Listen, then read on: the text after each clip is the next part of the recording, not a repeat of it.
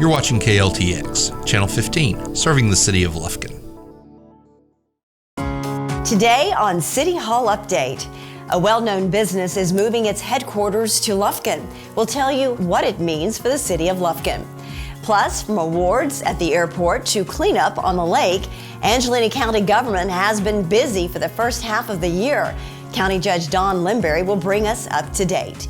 And TxDOT has kicked off this year's Click It or Ticket campaign. We'll bring you their recently released safety statistics. Buckle up, the June episode of City Hall Update starts right now.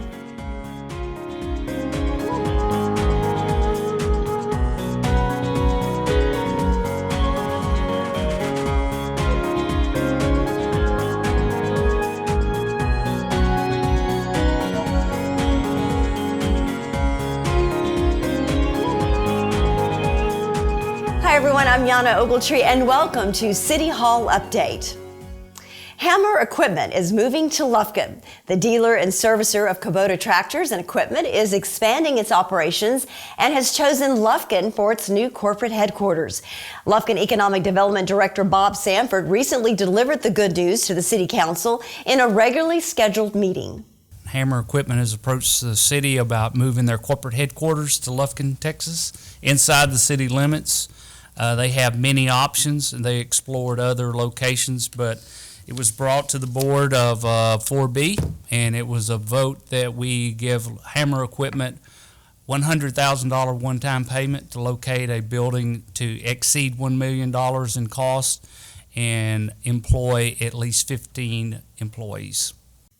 Meanwhile, the City of Lufkin is proud to be a Tree City, USA. It is the 29th consecutive year Lufkin has earned this designation that recognizes cities for preserving trees and incorporating them into commercial landscapes and highway thoroughfares. Angeline Beautiful Clean Executive Director Jennifer LaCourte was on hand to deliver the exciting news at the recent council meeting. All right, hi, yeah, I'm Jordan Herron. I've actually been down in Huntsville for almost 10 years doing the same job, so I'm happy to get up here to Angelina County and get to work with all of y'all. Well, but the City of Lufkin, y'all are being recognized for Tree City USA for its 29th year. That's a big achievement. Communities achieve Tree City USA status by meeting 4 core standards of sound urban forest management. So you have to have a tree board. You have to have some applicable tree ordinances. You have to put an investment into your urban forests that you have here in Lufkin. And you have to celebrate Arbor Day, always a good thing. The continued support of the Arbor Day program with the City of Lufkin, Angelina Beautiful and Clean, and the Texas A&M Forest Service helps make this a reality. Arbor Day events promote native tree planting and conservation through ongoing projects and educational programs. Only 10 other cities in the state of Texas have had this honor for as many years as Lufkin has had it, so we are very honored to be able to present this today. The 29 years that Lufkin has been recognized is a true testament to the heritage of the region and the commitment for its future. So thank you for your participation in making this possible. So on behalf of Angelina Beautiful Clean and the Texas A&M Forest Service, I'd like to present the Tree City USA flag for your efforts for making Lufkin a more beautiful and tree-friendly community. So thank you.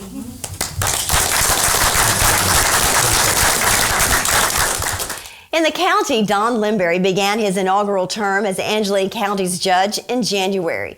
Judge Limberry has big plans for the county, including cleanup efforts at Lake Sam Rayburn following recent flooding. We are honored to have the judge join us on City Hall Update to talk about the lake and recent improvements at the Angelina County Airport. Judge, welcome to the show. It's an honor to have you on the City Hall Update. Now, glad to be here. Thank you. So you have been in office now full 5 months, going on 6. And let me just ask you, is it everything you thought it was going to be? It is extremely busy. It is intense. And the things that surprised me the most is how much I've really enjoyed solving problems and getting things done for the county. It was, I knew there was going to be a challenge. The thing that surprised me the most is how much I'm enjoying it. Well, that's great. So Yeah. you mentioned solving problems. Oh, yeah. So what type of things are you tackling these days? Well, just the road problems and things that goes on with the county. I've got a very open door policy, and the citizens of Angelina County know that they can contact me if they've got an issue that they're not getting resolved. They can contact me, and then I can get involved with the commissioner if it's a commissioner type problem, and I'm happy to work with them. Are you finding that people are actually taking you up on that offer? Oh yeah, very much, and it's a different situation than what we've had in the past. I work very closely with the city. I go to as many of these city council meetings as I can, and even some of the city council people have been coming to my commissioner's court. So it's an interaction that I really feel we've been missing here in Angelina County. But that's very important to have that.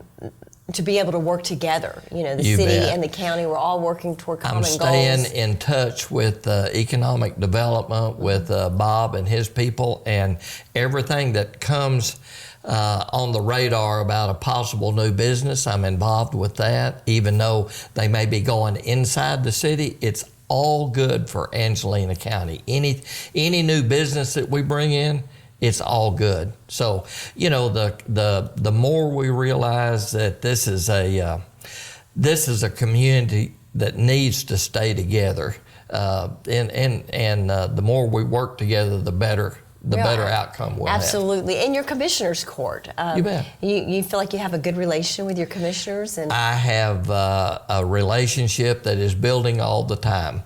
I'm the new guy, and so I'm the new guy that is changing things, and people don't like change sometimes, and it takes a little while. Change is hard. Change is hard, and I understand that, and I'm doing everything I can to work with them and let them understand that, yes, I am changing some things, but I'm willing to work with them, and it's getting better all the time. And what about your relationship with the Sheriff's Department? Excellent. I talk to Sheriff Sanchez on a regular basis. If things come up, he calls me direct. I call him direct if I've got a question. I'm seeing what problems they have, and we're working together to try to solve those problems. And the bottom line is, what can we do for the citizens of Angelina County to improve their protection? And that's the bottom line. We're just trying to do what we can to make things better. Absolutely, that's so important. Okay, so you talked about Lake Sam Rayburn, and Right. there's the flooding issue out there and cleaning up Rayburn. What's going on with that? We're extremely proud of that park. It's a great park. It's a great place to launch boats. We've got a venue out there with the gazebo that has weddings all the time, and we have fishing tournaments regularly. Great camping, and we're constantly trying to improve that. But when the high water happened here over the last month and a half, and the water is coming back up again now, and the winds got so bad, it destroyed our pier. Oh, no. It destroyed our launching ramp, and we've had to pull it completely out of the water and change all the flotation in it. And adjust it constantly to where, because the water is changing so much, we've got to constantly be fighting that. We had a wonderful handicap fishing pier. It's gone? It's all destroyed. Oh, no, and that's Every fairly bit of new, it. wasn't it? It was very new.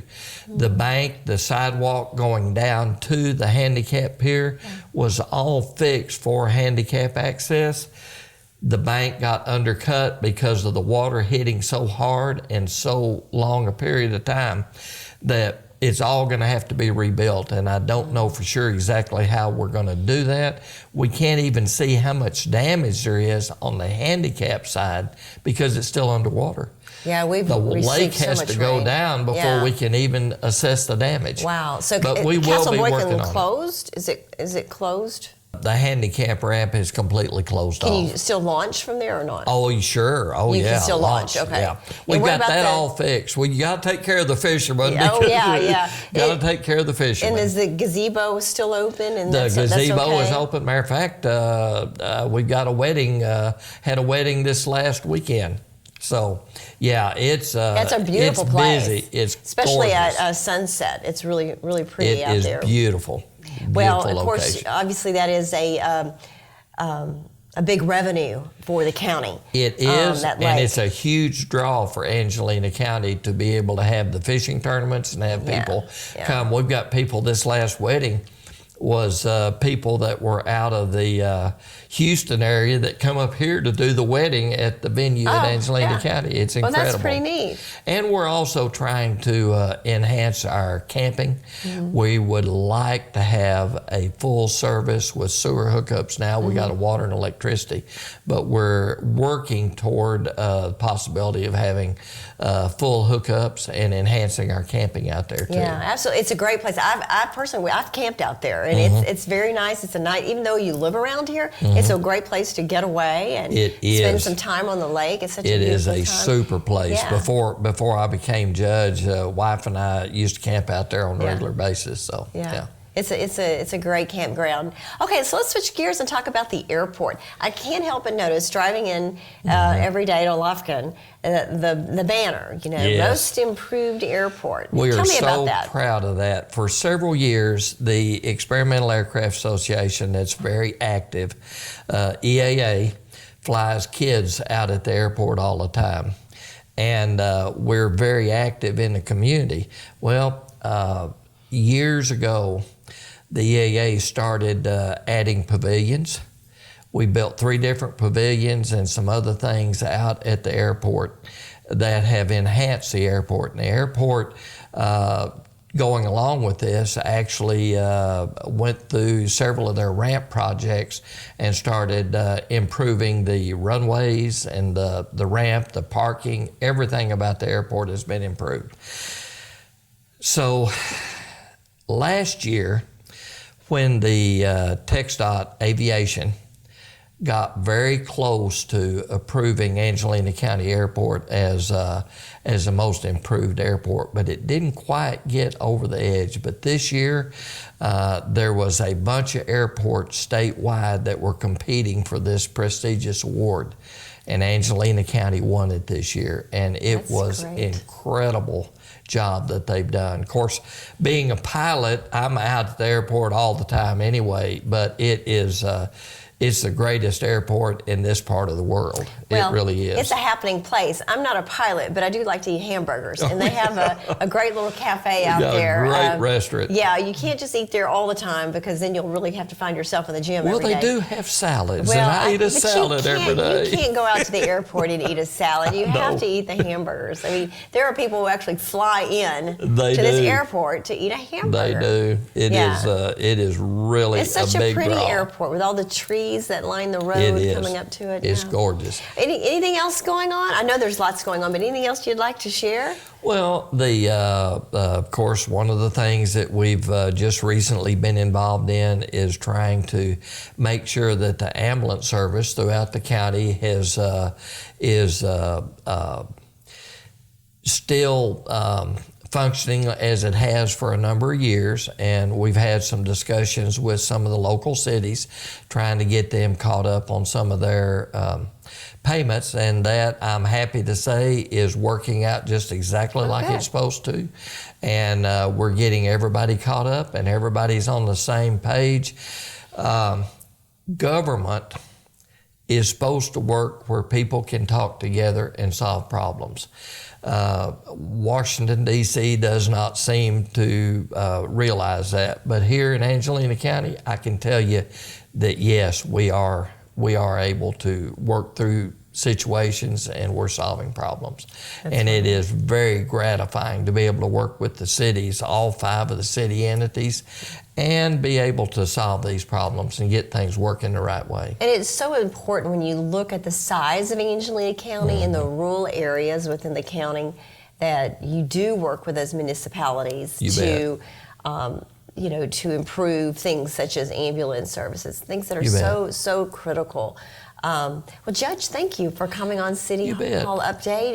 It's a pleasure to have you on our show Not a and problem. talk about your Anytime. first half of the year. And we You look bet. forward to bringing you back and learning more. The second half's even going to be better. I will look forward to it. Thank you. Thank you.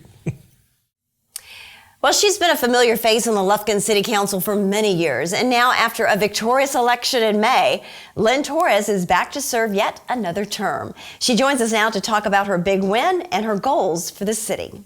So, Lynn, I feel like we do this a lot. It's like, welcome back for another term. How long have you been in office? Well, October of 2019 will mark my 20th year to be in so office. you've been around a while. You've been around this city for a while. Obviously, you're the superintendent of Lufkin ISD on top of that. What keeps you coming back for more? I think everybody needs an outlet where they dedicate themselves to community service. And I think being on the city council is my way to be a community servant. I'm not a member of a civic organization or whatever, but for 20 years, this has been my, contribution to the city to make sure that it's a better place to live. Well, we thank you for your service to the city. This time around, it was a close race. Unfortunately, a lot of voters didn't get out, and so that shows you how just every vote counts. Every vote counts, every sign counts, every personal contact counts, because when you have 3,000 voters in your ward and you only have a turnout of about 156, wow. It's not a good turnout. Yeah. You could interpret that a multitude of ways. You could say that people voted or didn't vote because they had confidence in you and you've been in office for a long time. Maybe there wasn't a earth-shattering issue that people thought that they needed to get out of. Whatever. It's a Saturday in May, as you could say. Our legislature is concerned about that and has passed some things to only have elections in November. But it doesn't matter, the turnout or whatever, all you need is one vote to win, and I had 4. Now, my friend Phil Medford, I'm going to give him the credit, he has named me Landslide Lynn after Lyndon Baines Johnson, because it was a landslide victory, wasn't it? Yeah, 4 votes. It was close, but nevertheless, you win the seat again, and you're back at work on the city council. What are some of the things that you all are looking at? Well, we are about to have our budget retreat on June the 13th, and so we're looking at ways to make the taxpayer dollar go as far as it possibly can. Many people don't realize, they think that the city is mainly funded on property taxes, and that's not the truth. That's a small portion of the budget. The rest of it is on sales tax. So the more retail, the more turnover in tax dollars that people are spending in the retail shop or businesses coming to town, the better off the city is and the less we might have to charge or raise services. So, you'd be amazed that most of your work on the city council is putting citizens to and with the people that can help them, because usually citizens call their council member when they have a problem or services aren't to what they expect it to be. And so your job as a council member, among other things, is to connect that citizen with the person that can help them. Yeah. So speaking on sales tax, when you think about online shopping, how is that affecting the local sales tax revenue? Well, I think it's going to be a problem for local sales tax if we don't collect any of that sales tax. It does go to the state, but doesn't come back to the local municipality. So I think it becomes very important for local shoppers to support their Shop Local campaigns and maybe forego some of that online convenience to support somebody who's your neighbor. And that sales tax is going to come back into the community. Yeah, and that's a real issue, because as you can see, more and more people are going online. I know I do. But when you see the efforts here in Lufkin to revive downtown Lufkin, to have these boutiques and things of that nature, new stores coming in, and we are that hub for that 12 county area, right? To bring folks in. And so we have a lot of daytime shoppers and so forth coming in, and we have a lot of daytime visitors when they come to the hospital. So we're both medical and retail for the area. So it becomes important, particularly if you're going to support downtown. Lots of those are not your big chain stores or whatever. Those are your local shop owners and so forth. So it is good to shop local and support the independent businessmen. Yeah, absolutely. So what are your goals for this this year? Well, I think it's term. real when you're one of 7. You can have individual goals up to a point, and that would be to make sure that you're looking out for the whole city and not just your particular area in it. But if you're going to do things any way as a collective group, you're one of 7 votes, and so if you have a particular project or you have a particular area that you want to reach out and help, you've got to have 3 other people walk with you. And I think people don't understand that the job of the council is we're oversight. The management is the city manager and his city staff, and we're in charge of hiring him, evaluating him, and then allowing him to do his job with his staff. We're then oversight in the sense that we make him do his job, we hold him accountable, and then we're in charge of the budget. We're in charge of whether or not you're going to raise taxes to support a new initiative or whatever. It is time for us to do a new capital improvement projects. Most of those have gone by the wayside, so it's time for us to look ahead 5 to 10 years down the road. What is it that we need to attract those businesses and to keep the residents happy and to keep services at a minimum? Because people don't want to have raises in their garbage tax or their water or their sewer or whatever. So doing the best that we can with the money that we have, not being a burden to the taxpayers. But we've got to work together as a collective group to make that happen. So we've also had County Judge Dawn Limbury on the show today. How important is it to work with Angelina County? Well, I think it's very important because we're actually members of the county as well. Our residents are also county residents, and I think we've got to work together and we've got to coordinate different things so that we're speaking with one voice, because anything that we do can't be at cross purposes. We need to work together to be sure that we're improving the quality of life for our citizens. Yeah, we're all working toward the same goal. Yeah, we're all so working. It makes sense. And, then you're going to throw education in the mix or whatever. It's just very important that we're all working together and that we're promoting our area because we're a tremendous hidden gem. I think people don't realize. And I deal with students every day that say, well, they can't wait to get out of Lufkin. They want to go some other place to go to school, and they want to experience what life is like outside of the city limits. But you'll be amazed at how many want to come back and raise their families because it's what they're used to, and it's a great environment where we still have some, I guess, small town values or whatever, and it's a great place to live and raise children. I've even seen business leaders come in who move in their midlife, and that something may happen and they don't stay with that certain company, but they end up staying here, right? Because they love it here, and they say the same thing. It's a great place to raise your kids. It's a great location. Lufkin obviously has a lot to offer. And we have all these resources at our fingertips or whatever, and we need to take advantage of that. And, one of the things that we need to work on is keeping that workforce here. Yeah. We have a tremendous resource in Angelina College and Stephen F. Austin right down the road. Our kids should be going there and wanting to come back and raise their families here and work, because we can provide a livable wage and lots of opportunities for our citizens. Well, Lynn, congratulations again on your win, your big win. My landslide. Yeah, but it's a win, and 20 years, right? 20 years. 20 years in office, so congratulations on that, and thank you for all your service. Well, thank you. Glad to be here. And returning to the City Council with Lynn Torres is incumbent Dr. Jessipina Bonner. Please join me in welcoming her to the show. So she's back for another term.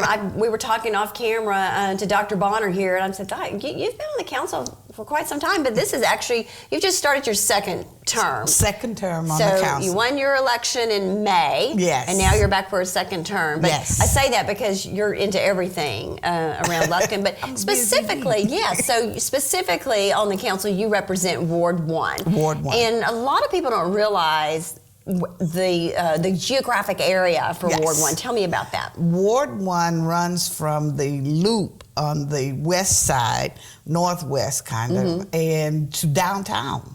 And it has a little boot hill over by Brookshire Brothers off of Timberland.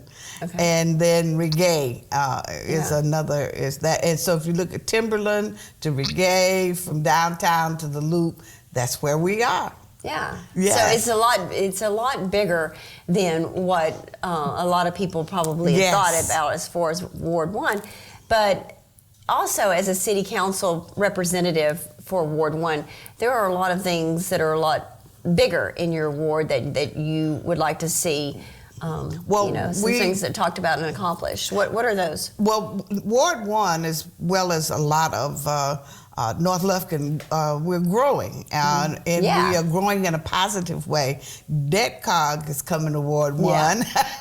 Right, huge groundbreaking. Huge groundbreaking, and they're in the process of doing that. And not only are they coming there to provide services, there's employment there, and there will be new opportunities for employment. I am really, really big on employing people who are from the Lufkin area, and we need that. And we talk about economic development, and I always ask, are you hiring people of color? Are you hiring women? And so that's a major thing, to hire people who currently live in the Lufkin community. And Ward 1 has a very viable employment opportunity for people to come and build homes. We're also working and we'll really put forth, I'm hoping, a lot of emphasis this coming year on cleaning up the area, and it's more than just picking up paper.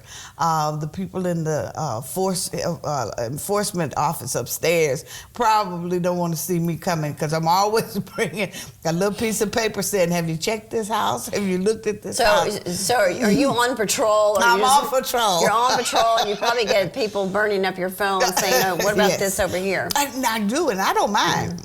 Because that's the only way I will know, because I can't patrol the whole ward. And so if people call me and tell me that, a lady called me the other day and said, we need some spraying out here, the mosquitoes are too bad. And they are bad this year. Yeah, well, we've had all this rain, and that's part of it. So those are the kinds of things I need people to report. Or just call me and give me a heads up on, this is what we're doing, these are the problems that we may be having. So that's what a city council person is supposed to do. People, when I first got on the council, people said, well, what's your agenda? Why are you on the council? I'm going, I don't know. I'm here to serve. That's what my job is. Boy, what an eye-opener it is, huh? Oh, man, it is an eye-opener. But I just want more people to know what your city council does, because we are here to serve the people. That's our job. Yeah. I don't think people, unless you've run for a public office or actually held a public office, that you quite understand what's all involved in that. Yes. It is, I know you have other jobs, but your volunteer role, basically, as a city councilman or woman, can be very time consuming and challenging. But if anybody likes a great challenge, hey, I do. Right. I do. We had Lynn Torres on the show just today, and she talked about her new term as well. One thing that we didn't talk about with Lynn, we did talk about sales tax revenue and how the city's dealing with loss of sales tax with so many people going online and shopping. Yes. But when you think about revenue, one big revenue for the city of Lufkin is the red light cameras. Yeah. And so I understand that the red light cameras are going away. Yes, they are. I think it's the end of the year, but I won't be disappointed. No, why is that? I think the red light cameras are, in some instances, considered a trap. And some of them, I don't know of. I've not gotten a ticket from them. I'll let you know. Yeah, praise God. Right. But I just think that that's one of the big brother things that has inched its way into our society and to our culture. So I'm glad they're leaving. Yeah. Yes. So as a council, have you all figured out, I mean, it's a significant revenue source, how you would replace that? No, that just came down just recently, and we have the budget process. So you're in the process of... We're in the process of working on the budget. Well, you all will figure it out. Of course we will. We are the Lufkin City Council. Well, Dr. Bonner, we appreciate you coming on the show. Yes. And congratulations on your new term. Yes. And we look forward to seeing all the great things you're going to do in Ward 1. Thank you so very much. Thank you. Each year, Diboll and Lufkin firefighters respond to hundreds of calls for help. Whether it's structure fires, hazardous spills, or traffic accidents, firefighters put their lives on the line every day to help others. Georgia Pacific appreciates the hard work of area firefighters and understands the importance of investing in the vital services they provide. Recently, the local building products manufacturer donated $18,000 to the Diboll and Lufkin fire departments to help them gain access to new equipment and life-saving training. Since 2006, Georgia Pacific has contributed more than $2 million to fire departments across the nation to purchase protective clothing and replace damaged safety gear and aging equipment. Several area schools wanted to show their appreciation to local police officers, and nothing says thanks quite like a pizza party. Officers from various departments attended the events at several different schools, including PV Primary in Hudson. There were plenty of smiles to go around as the children and officers got to spend some time together.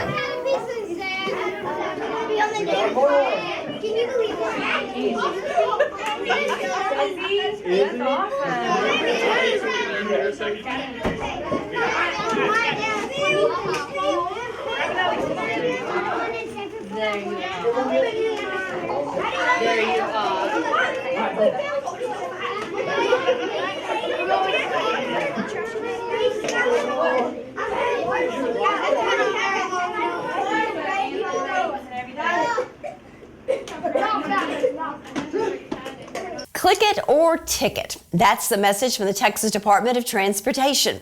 Seatbelts save lives and it can save you money. Despite that, some motorists continue to risk their lives and their pocketbooks when it comes to buckling up.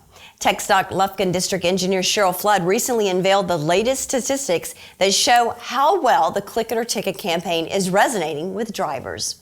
In 2018, there were 2,623 reportable vehicle crashes that resulted in 982 fatalities in Texas, in which occupants failed to wear seatbelts. The National Highway Traffic Safety Administration reports wearing a seatbelt reduces the risk of dying in a crash by up to 45% and up to 60% if you're in a pickup. We wear a seatbelt in conjunction with other safety devices in the car, like the airbag and everything. But the first thing you got to do is buckle up. And then all these other safety devices will help you. Okay, that works in conjunction with that seatbelt. You know, getting a ticket is probably the luckiest thing that you can do if you are involved in a crash. You come here and you will have to pay a fine. It does range up to $200. You may be able to do defensive driving or have this case dismissed, but there will be a little work involved with that, such as distracted driving classes or something of that nature. 1 in 5 vehicle crashes in 2018 involved a teen driver. Of the 262 teen drivers and passengers killed in vehicle crashes last year, 111 were unrestrained. That is 42% who were unrestrained at the time of the crash and either died or suffered serious injuries. State law requires everyone in a vehicle to wear a seatbelt or face fines and court costs up to $200. Children younger than 8 must be in a child safety or booster seat.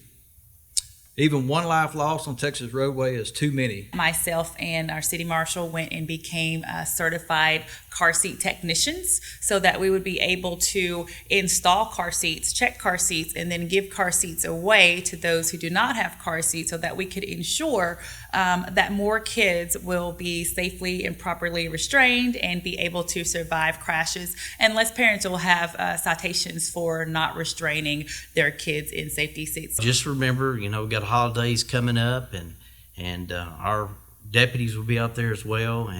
But just tell everybody you can that wearing a seatbelt is the thing to do. It's the cool thing to do. So wear a seatbelt. Calling all young actors and actresses, you have the opportunity to star in a local theater production with the Angelini Community Theater.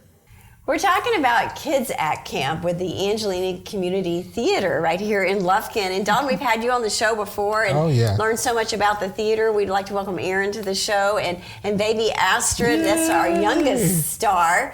And so if y'all could just kind of pay attention to us and just so, because I know she's just going to demand your attention because she's just so darn cute.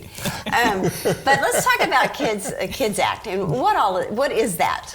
It's a summer theater camp that we are in our 4th year. It's 4th year. And we're doing really well. We have about 30 to 40 kids every summer. The We have volunteers from the high school, other counselors that come out. The first week is a really intense week where the kids, first day they audition for the role. The play is this year is the Seussical. Seussical the musical. Seussical the musical. Boy, I have to say that 10 times. And just intense classes, learning about makeup, learning about the craft. And then the second week is totally rehearsals. And it's amazing that these kids, what are their ages? The camp is for grades 4th through 9th grade. And we start out, a lot of these kids enjoy theater but may have never done it before. And somehow, in that space of time, we have this incredible show that comes together. Amazing. 2 weeks. The kids, they know their lines, they know the music. It really says a lot about theater and education. That you can really teach and you can get a kid inspired. They can do amazing things. And we've had incredible musicals with these kids in less than 8 performances, 8 weeks. And how do you sign up? And students can come to the website, and we have a dedicated Facebook page for Kids Act Camp sign up. And all we need to do is have their email address, and we send them the paperwork, and they can send it right back to us. So is there a charge? There is a fee. It's $230. Yeah. And that covers the 2 weeks, snacks, it covers their shirt, and everything. They get a little portfolio of their performance, and then we also give the parents a DVD of their show at the end of camp, so they get to keep those memories. So is the public invited to see the big show once it all comes together? Absolutely. Yes, definitely. And that would be June, the last Friday in June. The 17th. Okay. No.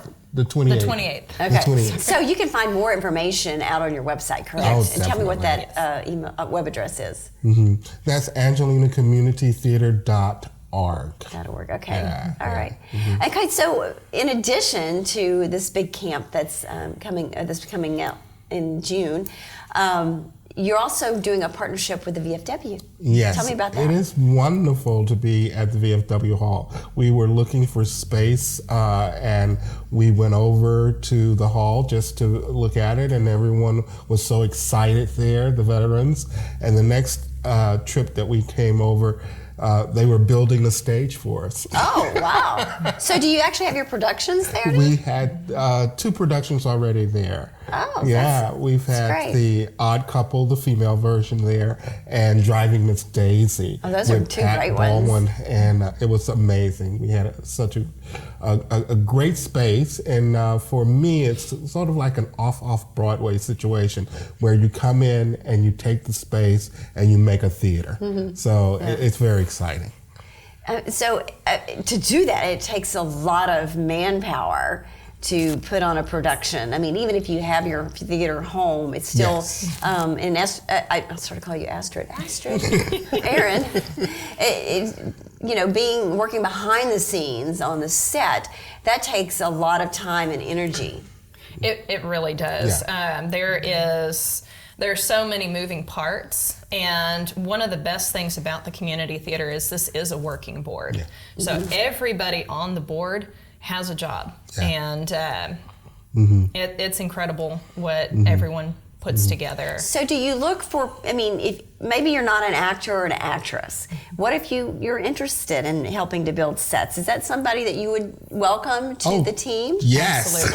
Absolutely. We always need anyone who's willing to paint, Please cut. come out.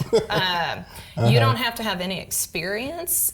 You just have to have a heart for, working with other people, and especially for Kids at Camp, working with the kids. And I think that's the great part about theater in general. It is for the community, and it's for the community to come out and to be able to tell their stories, listen to stories, and come together. And I think that's what we're doing. We're sort of bridging the community together. And for Kids Act, these kids, they come together during the summer and they feel like they're at home. They feel comfortable with each other. They feel, oh, there are other kids out there that have the same interest. And I have seen kids just blossom and bloom over the years. Oh, I bet you have. Yeah. Yeah. So where will this take place? Does this take place at your current location, or do you do it at the VFW? It will be at Piney Woods Community Academy at the Naranjo Auditorium. Oh, okay. We've partnered with Piney Woods Academy for the last 3 years, and we're excited that we get to partner with them for another year. Yeah, that's great. They have a great facility over there. They do. Okay, so it's called Kids Act. If you'd like more information, go to your website. Tell me the website address again. It's AngelinaCommunityTheater.org. Okay, so remember that, AngelinaCommunityTheater.org. Go out there, take a look. You can apply online. Yes. Let's see what new actors and actresses we can round up this year. And of course, as a public, we invite you out to come and see the performance and congratulate these kids. Yes, and they're free to the public. The performance. Okay, that's even better. But June 28th. June 28th. And we already have a star. That's right. I can't wait to see her in her first role. Thank you for joining us. Thank you so much. And speaking of young performers, we have a special treat for you. Please join me in welcoming Malik from Piney Woods Community Academy, who's here to perform an original song.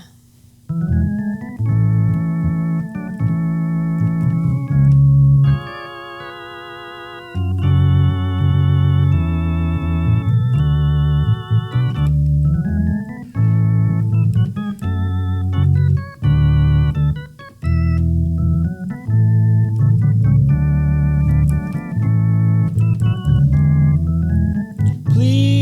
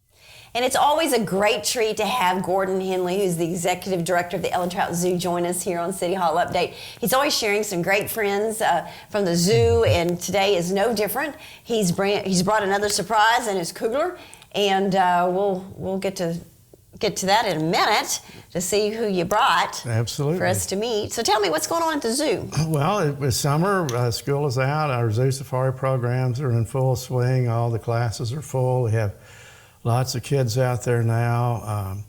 One of the projects we're working on is getting our reptile main viewing area open. It's coming very close, won't be long now. It's been a long time coming, but it's going to be very nice. It'll be really something for people to see. Big improvement over what it was. Well, that's exciting. And then we're heavy into our Louisiana pine snake breeding program. We have about 9 eggs already, and the snakes are continuing to lay, so we're excited about that. And tell me what you plan on doing with those snakes. We're going to build our population up to at least 100 animals, and then we'll begin to, we work with a steering committee and a stakeholders group, and it's about 70 people. So it takes a lot of coordination and cooperation to actually pick the release sites and get everything set up to do that, but that's something that we'll be looking forward to doing. When a snake reproduces, how many snakes do they have? Well, that's, some snakes have live babies, some snakes lay eggs. Mm-hmm. The Louisiana pine snake lays eggs. So how many eggs? The interesting thing about it is it generally lays only 4 eggs. And the eggs are very large, nearly the size of a hot dog bun. So the snakes, when they hatch, are very large. But the fact that they only lay 4, and nobody really knows much about the reproduction in the wild because it just hasn't been observed. Yeah. Ecologically speaking, when you have only 4 eggs, that's the energy going in to produce big babies is there, and not energy to produce a lot of babies. Mm-hmm. For example, a Texas rat snake, which is a comparable size snake, would lay between 15 and 20 eggs, about smaller than a ping pong ball. So there's a lot of potential for those snakes their populations to be well maintained. And in a snake like the Louisiana pine snake, which is now found only in 2 locations in the wild, one is at Vernon Parish, Louisiana, and one is Bienville Parish, Louisiana. So it's very low reproductive potential. And that's the significance of this program. We're able to get a lot of individuals ready to be released into the wild and hopefully overcome that deficit of the low reproductive rate of the snake. Okay, so you want to show me what's in that box? Because I feel like we're talking about snakes, so... This one is called Tuesday. Oh, I think I've met Tuesday before. And Tuesday is a ball python. Oh, how beautiful. These are African species of snakes. Tuesday hatched at the zoo about 25 years ago, and is our most senior ambassador animal now. Okay, so does she bite? Will she strike at you? I mean, I know they squeeze. I realize that. Typically, this snake is very gentle, and it would depend. Because she's used to. She's being handled in her lifetime. She's been handled by 100,000 people in different programs that we've been doing throughout the year. And how old is she? She's about 25. And how long would she live? She's approaching her longevity. Although it's like anything else, some animals can live past their mean life expectancy and others don't make it to it. But we named her Tuesday because she hatched on Tuesday. And this is a species of snake that lays eggs. She has a very beautiful skin. I think I'll touch her. Go ahead. Oh, yeah, she's really cold. When you see the snake and you see it's kind of shiny, the first thing you think of is it's got to be slimy. But then when you touch it, you find that it is not slimy. It is. And you're supposed to pet them. Go the way the scales lay. Yeah. And you see she's not aggressive or has any endeavor to want to bite. Well, she's really thick right here. Yes, that's one of the characteristics of these kind of pythons, is for python species, they're not long, but this snake, probably you wouldn't believe it, she's about 5 feet long, just the way that it configures itself, it makes it appear to be short. And what they do when they encounter an enemy in Africa is they roll up in a ball, and hence the name ball python. And the head will go down in the middle of the coils like that to protect the head from its enemy. Yeah, she's really pretty, and she's really like looking at me, and her See, tongue. they flick that tongue out. Yeah. What that tongue What does, does that mean? When snakes flick their tongue out, they have a forked tongue, and on the tips of those forks are organs that pick up odor particles. And she will bring that tongue back into her mouth, and there's an organ in the roof of her mouth that will pick up the scent particles and transmit the odor. So she smells actually with her tongue and not by breathing air in through her nostrils like we do. And so how often does a snake like this eat? This snake eats once a week, or it's offered food once a week. Is she losing her scales? A little bit. She might be having a partial shed there, because they shed their skin all the time as they grow. Yeah, it looks like she is shedding a little bit. And so you said she eats once a week. she eats rats, and you can tell when a snake is this big and heavy that it doesn't have to eat often. It eats a big meal, and it doesn't eat too frequently. Some of the longer, slimmer, more speedy snakes, they eat more often because they have a higher metabolism really than the other ones. Now we have 3 snakes that we use in our Ambassador Animal Program. 2 of them are milk snakes. One of them is a Sinaloan milk snake, also hatched at the zoo. And the other one is a Pueblan milk snake that was given to us by the biology department at Angelina College. And we use those snakes in programs because they're red, black, and yellow like the coral snake. Yeah. And we can talk about mimicry and that rhyme about red and yellow Killifellow and red and black friend of Jack or venom black. So they work very well with that type of program. We like to do snakes because they're easy to handle, and there's an animal that's often misunderstood. And while we don't intend to make everybody a herpetologist by showing them a snake, we do try to show that they have a place in the environment and that they're not all mean and evil.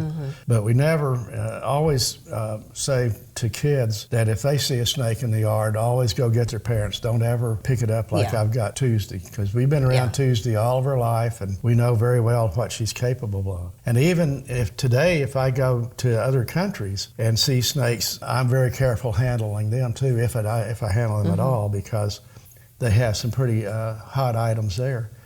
And in fact, like the Sinaloan milk snake I was talking about, which is a real beautiful red, black, and yellow snake, when you get south of the Rio Grande, then that real red and yellow Killifellow goes away. And coral snakes and their mimics sometimes have almost the identical pattern. Really? And it may be that you have to look at the scales on the head or really be an expert on that type of snake to tell them apart. So if you travel abroad, just always remember, if you see a red, black, and yellow snake, leave it alone. Well, if I see a red, black, yellow, or whatever color snake, I'm usually going to leave it alone. That's a good idea. You know, I mean, but I do understand, you know, that some snakes are good snakes and that they do have a place in the environment. And, you know, I'm not really scared of a grass snake. No. Well, most snakes won't bother you if you leave them alone. If you see them and turn and go the other way. Well, what about like a copperhead? A copperhead, if you're in the woods and see a copperhead and you stop and you go the other way, he's not going to mess with you. What if he's in your yard? If he's in your yard, that's another story. Oh, yeah. You know, we certainly don't advocate venomous snakes in people's yards, no. Yeah. But if you're out in the woods someplace and you're going where that's their his environment, home, then just walk away and they won't bother you and they won't bother anybody else. Yeah. An old saying that I heard a long time ago is that a snake has nothing to gain and everything to lose by coming after a person, because a lot of human snake encounters end up in a fatality, and that's the snake and not the person. Yeah. So if you leave the snakes alone, they'll leave you alone. Well, Tuesday seems very happy and at home with you.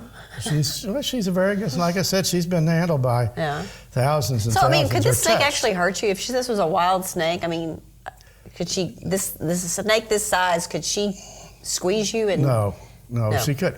She has a mouthful of teeth. They're all recurved teeth, so that if this was a wild snake and you were to pick this up, the function of the recurved teeth is when they bite prey it holds the prey in, and if the prey tries to back out, it just embeds the teeth deeper. Oh. So the snake can then swallow the prey. And if this were to bite you, it would leave a series of puncture wounds. There are 4 rows on the upper jaw and 2 on the lower jaw, so you'd have a bite that had 2 rows of puncture marks here and 4 rows over here. But the wild snake would then be defending itself. It would not have the exposure to people that this snake has had. And it would a ball python like this would only bite you if you picked it up and it was trying to defend itself. And when you think of the ball python, their skin, are they all typically this color? Yes, and their skin, the pattern is never going to be the same. It's so irregular. You'll see It's the different really kinds pretty, of blotches, but there might be some that'll have this all broken up and some that'll have a little stripe. And in fact, in the snake enthusiast community, they breed ball pythons to get really strange looking patterns. And in some of the cases, they try to sell those snakes for as high as $20,000 a piece. Wow. Wow. Okay, well, Gordon, thank you for bringing Tuesday and letting her meet our viewers and in the snake education. I think it's so important that, that all snakes aren't bad, and you just need to be aware and understand. You can look on our website. We have a brochure in English and Spanish of the 5 venomous snakes that occur in the East Texas region. Okay. And you can download that. It's got photographs. The photographs are snakes that were in our collection.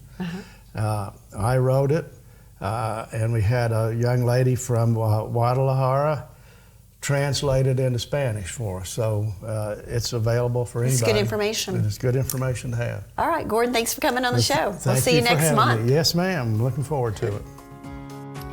That's all for this edition of City Hall Update. Thank you for joining us, and we hope you will continue to watch for the latest news and information from Lufkin City Hall. I'm Yana Ogletree. Have a great day.